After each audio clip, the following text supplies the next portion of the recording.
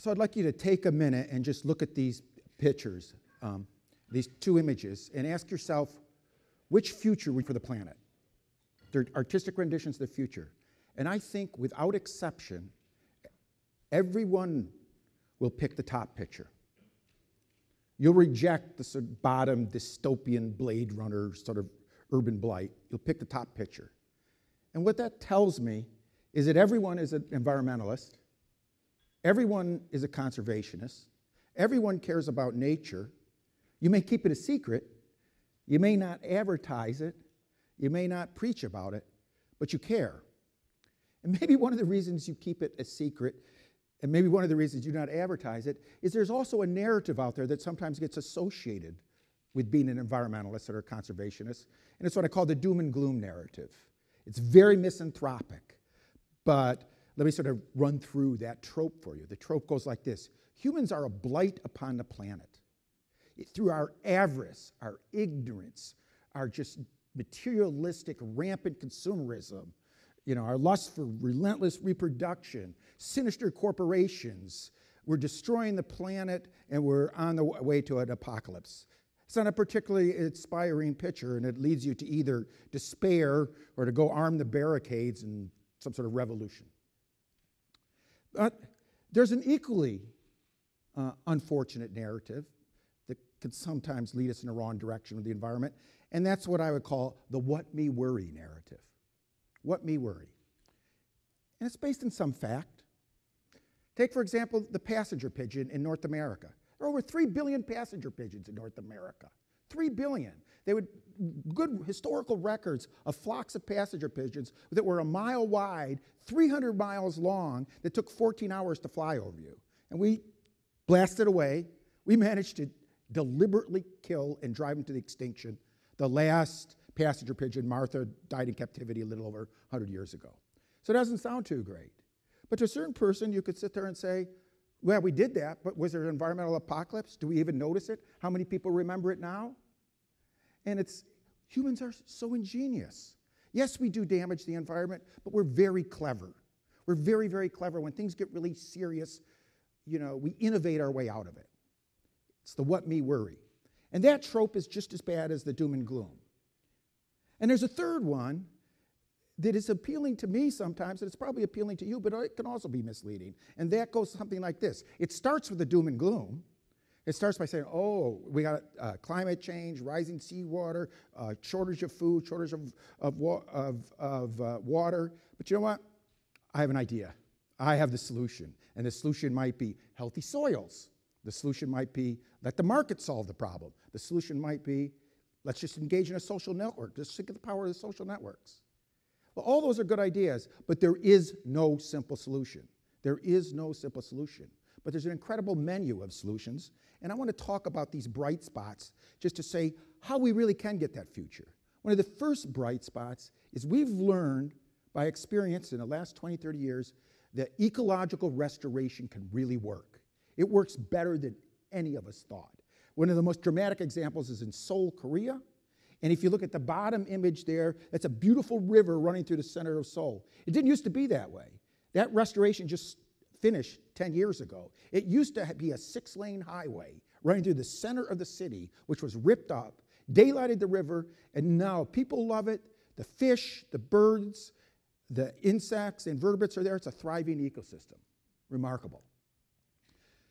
Another one a little bit closer to home is Yellowstone. I don't know if how many people have had an opportunity to visit Yellowstone. It's one of the greatest parks in the world. Well, we exterminated grizzly bears from Yellowstone. We exterminated wolves from Yellowstone. And in 1902, we were down to 50 bison. Go there now. There's 4,000 bison. There's 10 wolf troops. And there's 500 grizzlies. And these aren't rare. You can go to Yellowstone and pretty much count out, if you go the right time, hearing the wolves howl at night, which is a pretty spectacular sound. That's an amazing success story of how conservation turned back a system. A very different success story, but one I think is going to be much more prominent, is there is a narrative among some environmentalists that business, economic growth, capitalism, corporations are the foe. They can also be the solution.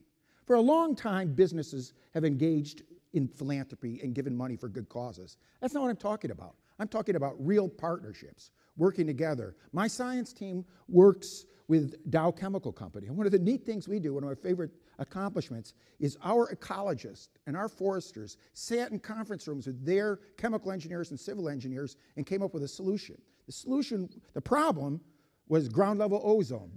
Ground level ozone exceeds compliance, and it affects 130 million people in the US. It's a significant problem.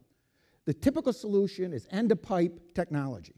An alternative is restore forest. And we did the physiology and the economics to show it was cheaper to replant at large scale southern hardwood forests, and it does a better job curing ozone, and it could be a significant natural solution. Also helps climate, and it brings back fish and wildlife and recreation. That only came about because foresters and ecologists got in the same room with engineers, chemical engineers, and civil engineers. Another dimension that we sometimes lose sight of, and I'm surprised there hasn't been so many campaigns recently, but when I was younger I remember this, is dolphin-safe tuna. In the 80s, there was a campaign, consumer-driven campaign, to change the practices of getting tuna, because early on in the 70s, as the tuna fishery was expanding, we were killing as many as 300,000, 400,000, or 500,000 tuna a year, dolphins a year. We were killing 300,000, 400,000, 500,000 dolphins a year in pursuit of tuna. Consumers organized a boycott, changed the fishing practices. Now, the world model, the global model, is dolphin-safe tuna. And it's worked. You can verify that and go out and see what happens. There are still some dolphins killed, but the numbers are 100, 1,000. The highest numbers I've seen is 3,000 or 4,000 in the worst years. 3,000 or 4,000 dolphins killed might be a tragedy, but it's an awful lot better than 500,000. Amazing consumer power.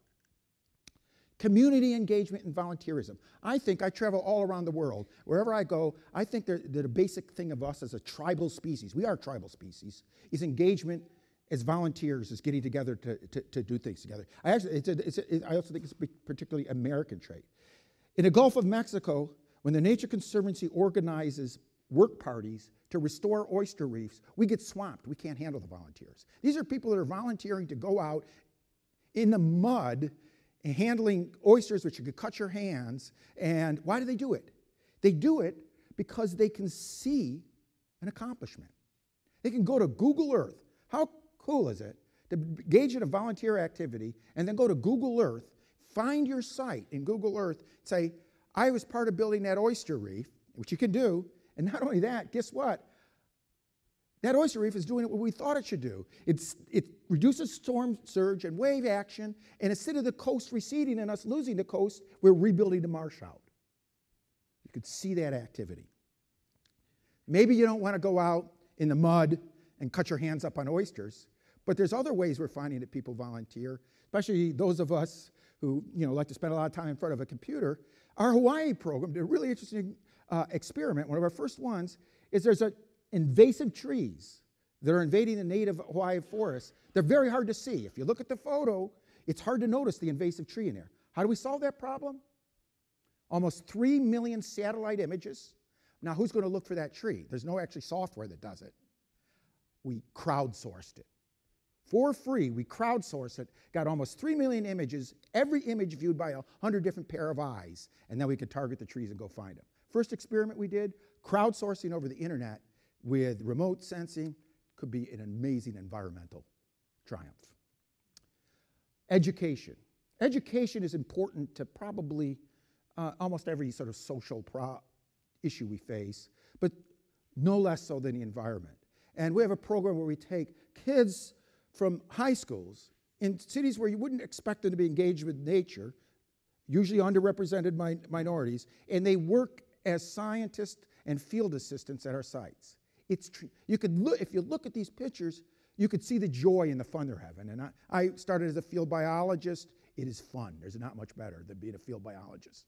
But these kids love it. But it also does more than just give them fun. The United States does not have enough scientists and engineers. We're having a hard time training them. The kids that come out of our LEAF program, and these are demographic communities where you would never expect it, more than 1 out of 3 of them end up being science majors in college. And not only that, over half of them, we follow them through Facebook Care. That engagement in the field, working, has changed their lives in a way that our society needs their lives to change. I want to sort of end up by talking about us as a species, Homo. Man. We've been here for 2 million, 2.5 million years, over 100,000 generations. So, what does that mean? Many of you, I bet every person, imagine, try to remember if there's ever been a time you've been out at dark at night, maybe in a forest, maybe on a street, and you felt the hair in the back of your neck. It's a prickle. What is that? That prickling. I mean, it's physical. You felt it. It's you as prey. It's you as prey. For most of those 2 million years, we were not at the top of the food chain. We had to be finely tuned to the environment and all of its sensory input. Those 100,000 generations. You do not lose that neurobiological wiring with 10 generations in the city. You just don't lose it. Because that wiring is so in there, because if your ancestors didn't have it, you wouldn't be here. And so what does that mean? What does that mean in practical terms? I got to share this with you. It was just published last week. So it's hot off the presses. This is a really brilliant graduate student at Stanford, and I work with him, and that's why I know. His name is Greg Brotman. He did this experiment. It's one of the best experiments I know of. This kind of brings this home. He took Palo Altans, citizens from Palo Alto, and he gave them 2 different experimental treatments. One was 50 minutes, a 50-minute walk in a natural area, a natural reserve. And the other one is a 50-minute walk in a residential area. So they're both out in fresh air, getting exercise and fresh air. But the walk in the natural area, they found really profound changes compared to the walk in the residential. Reduced anxiety, not trivially, 40-50% reduction. Reduced rumination, which psychologically is sort of like being self-absorbed, just dwelling on all your problems. Better memory. There's a quick test you can get for memory. And better problem solving. It's like you took a prescription of nature and you got that effect. There's many more aspects of his thesis. I can't talk about them because they're not published yet, but you're going to hear about it. It's cutting edge science. I brought up Greg Brotman's research because it's really, really wonderful, clear science. It's an experiment with people in nature. This idea has been around for a while. This whole, biologists have had it for a while with my perspective. Biophilia, we are part of nature. Intrinsic, innately, we have some connection to nature. We live in cities, we have our cell phones, we're connected to our computers, we might forget it, but it's there. We can't lose it, we can't escape it. And it matters. I've been talking so much about what we do to nature and what nature does for us. There's one mistake with that view. The other point I want to make is nature's not out there as this passive thing. Nature all the time is incredibly creative and innovative itself. It reacts, and I got to tell you 2 of my favorite stories about reactive nature. This is a photo of an eastern coyote in North America. The eastern coyote in North America has wolf genes in it. 100 years ago, maybe more than that, when wolves were at really tiny, low numbers in Wisconsin or Minnesota, Mr. and Mrs. Wolf were looking for love and they couldn't find another wolf, they found a coyote. So you have coyotes with wolf genes in them. They're a different species almost. They're 30% heavier, their jaws are much heavier, they could take down deer. It's a pretty, nature, through opportunism, has created this new coyote in the western US. It's a fundamentally different beast. It just kind of awes me. This dark and sinister picture is a story that's not good for conservation, but I still want to tell it because it's a story about, again, how inventive nature is. Maybe 150 years ago, whaling ship came to an island called Gulf Island in the South Atlantic. No people live there, but there's 10 million seabirds that nest there. So a little house mouse, Mus musculus, nice little cute gentle mouse, about this long, furry, you might stroke it. Jumped off, got on the land with all those birds there, come back 100 years later, more than doubled its size. It's a vicious carnivorous mouse now. It eats about 30% of its weight in bird flesh a day. It's a huge conservation threat. I mean, because it's really threatening albatrosses, so we want to get rid of it. But it still reminds us that nature's not passive. Nature created this huge carnivorous mouse. It's been described as when you see it feeding on an albatross, like a kitty cat feeding on a hippo. And it's an amazing biological story. So nature's not passive. Let's not forget that. This is one of my favorite pieces of art, Peaceable Kingdom by Edward Hicks, a Quaker artist from the 19th century. And I put this up here because the way I think about nature and conservation and what we need to do with it is somewhat reflected in this. When you go to a doctor, I hope this is the case, your doctor doesn't tell you, you're dying, and let's see if we can slow it down. I hope that's not what your doctor says. I hope the doctor says, let's take care of your health. Well, that's the way we have to think about the planet. Not doom and gloom, not that it's dying. Let's take care of its health. And if you don't believe that you're connected to it, spend the time. Do Greg Brotman's experiment on yourself. Maybe the weather's not good this weekend, maybe the weather's not good next weekend, but find a time, do a 50-minute treatment on yourself. Treat yourself to 50 minutes in nature and pay attention. Be mindful of how you feel, your mood, and your physiology, maybe your alertness. Do it with your teenagers. Maybe it'll calm them. Do it with your partners. But do this trial, and I promise that most people will feel it. Once you feel it then, once you recognize your connection to nature, because you can't get rid of that 2 million years, once you recognize it, you'll be motivated to do something about it. And my final point is, there isn't one thing you can do. Choose what is suitable for you. It could be education. It could be engaging with business and changing the business practices. It could be social networks. It could be actually volunteering. None of them by themselves will work. So don't do something that doesn't suit you. But if you pick the one activity, if everybody were to pick that activity, and they would, if they were mindful of how connected they were to nature, we would end up with that positive future at the end.